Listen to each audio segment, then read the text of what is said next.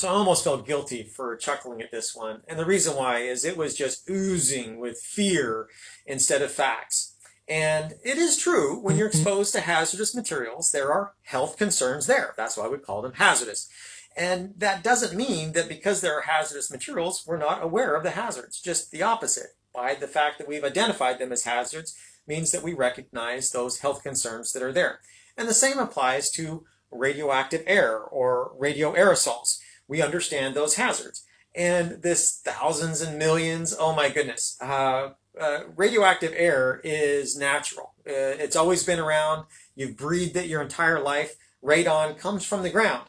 But if you get it in too high of a level, it's dangerous. Just like if you have too high of a nitrogen level, that's dangerous. It displaces oxygen. If you get too high of a temperature, that's dangerous. If you get too high of amount of vibration or pressure and so forth and so on. The point is that as long as it's maintained within levels that we're designed to handle based on our biology and the fact that we're designed for the biosphere, that's the level of control that we need, right? There's a certain amount of height that you can jump from that's safe. Any higher than that, and it's not safe. We understand that, but that doesn't mean that all jumping is unsafe. It means that you've got to do it safely. And just like with any other environmental or man-made exposure, this is what we need to recognize. So just because something's synthetic doesn't mean that it's evil or bad, but typically when we have synthetic materials, we understand what those hazards are and we're able to mitigate those. And we should mitigate those, and that's the right thing to do.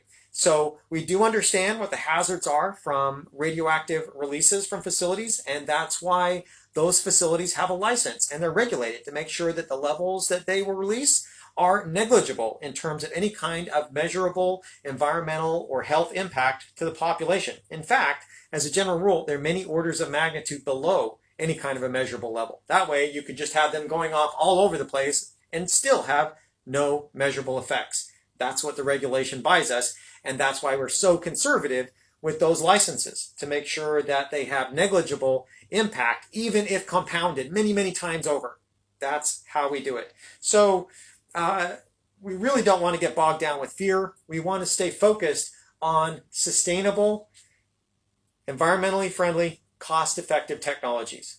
That's really where we have to go. I think we can all agree. And nuclear really does that in spades. So I hope that helps. Thanks for the comment.